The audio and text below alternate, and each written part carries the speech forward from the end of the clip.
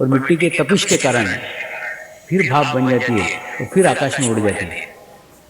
अगले साल फिर बरसती है, एक पत्थर के ऊपर बरसती है, तपा हुआ गर्म पत्थर जैसे गिरती है फिर भाप बन जाती है और फिर आकाश को उड़ जाती है।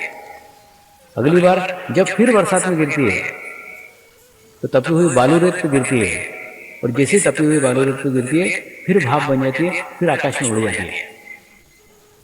तो ऐसी बार बार धरती पे आने के बाद और बार बार ये सब तकलीफें सहन करने के बाद वो अनुभव बनाती है अकेले समुद्र तक पहुंचना नामुमकिन है। मैं अकेले कितनी भी प्रयास करूं, मैं अकेले कितने भी प्रयत्न करूं, मैं समुद्र तक नहीं पहुंच सकती। यह अनुभव के ज्ञान के कारण अगली बार बरसती है तो सामूहिकता में बरसती है, कलेक्टिविटी में बरसती है, सब बूंदों के साथ बरसती है। और जब सामूहिकता में बरसती है तो वो एक छोटी सी नदी में परिवर्तित हो जाती है, छोटी सी नदी बड़ी नदी में परिवर्तित हो जाती है और बड़ी नदी अंततः उस बूंद को समुद्र के तल तक पहुंचा ही देती है। ठीक उसी प्रकार मनुष्य का जीवन भी उसी मोक्ष को पाना चाहता है और पाने के लिए बार बार जन्म लेता है। एक जन्म में जो अनुभव करता है दूसरे जन्म में सुधारता है, फिर तीसरे जन्म में सुधारता है, ये प्रक्रिया चलती ही रहती है। एक बार मुझे बच्चे ने प्रश्न पूछा, स्वामी जी आप कहते हो प्रत्येक मनुष्य के अंदर आत्मा है और प्रत्येक आत्मा परमात्मा को विलीन होने के लिए, मोक्ष प्राप्ति के लिए तरसते रहती है, तो आज इतनी सारी जनसंख्या हो रही है, तो इतनी सारी आत्माएं आ कहां से रही है? मैंने उनको समझाया ये प्राणियों की उत्क्रांति है। मनुष्य परमेश्वर की सर्वश्रेष्ठ कलाकृति है। प्रत्येक पक्षी, प्रत्येक जीव जंतु, प्रत्येक प्राणी मनुष्य बनना चाहता है।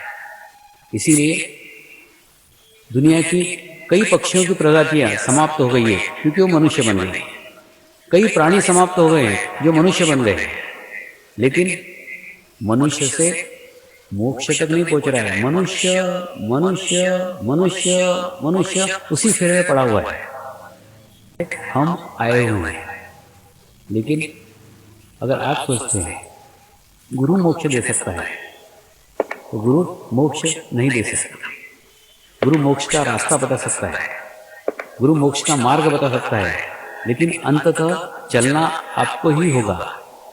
जब तक आप चलेंगे नहीं तब तक कुछ हो नहीं सकता।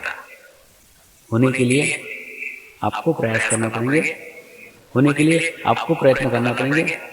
हमारी कल्पना है मृत्यु यानी मोक्ष। कोई भी मृत्यु हो जाए, स्वामी जी उसको मोक्ष दे दो, उसको मोक्ष प्रदान कर दो। मोक्ष के चॉकलेट की गोली है कि किसी को भी दे दिया? अरे बाबा, मोक्ष अपने जीवन काल में प्राप्त करना पड़ता है, मरने के बाद तो करने के लिए कुछ रह ही नहीं जाता।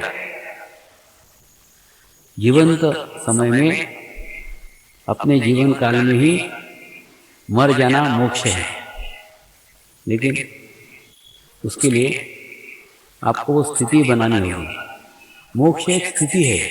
वो स्थिति अगर आप आपके जीवन काल में ही प्राप्त कर लेते हैं तो फिर आपका शरीर कभी भी छूट जाए क्या फर्क पड़ता है? आवश्यक है आप वो स्थिति को अपने जीवन काल में ही प्राप्त करें, और जीवन काल में प्राप्त करने के बाद आपकी मृत्यु कभी भी हो उससे कुछ लेना देना नहीं है, लेकिन मोक्ष की स्थिति आपको आपके जीवन काल में ही प्राप्त करना होगी। आपके भीतर का लोभ, आपके भीतर का लालच, आपके भीतर के बदले की भावना, आपके अंदर जीने की ओर तमन्ना, यही सब आपके रास्ते में बाधक सिद्ध होते हैं। जब आपके जीवन काल में ये सब समाप्त हो जाए, सब शून्य हो जाए, तो ऑटोमेटिकली आपको स्थिति, आपको अवस्था जीवन काल में ही प्राप्त हो जाएगी। मोक्ष पाना भी एक स्थिति है, मोक्ष पाने का भी एक विज्ञान है, मोक्ष पाने का भी एक विशेष ज्ञान है, एक विशेष स्थिति है। वो स्थिति ही साधकों को प्राप्त हो, इसी इच्छा से आश्रम के पास में एक वृद्धाश्रम बनाया जा रहा है। मोक्ष चाहिए बोलना नहीं, सचमुच जिनको चाहिए वो आके उस वृद्धाश्रम में भर्ती हो सकते हैं।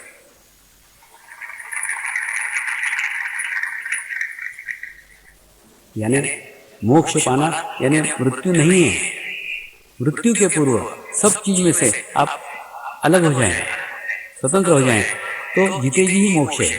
वो स्थिति वो वृद्धाश्रम में प्रदान करने वाले हैं। उसके लिए अलग से वृद्धों के लिए क्लासेस चलेंगे, अलग से उनके लिए शिविर चलेंगे।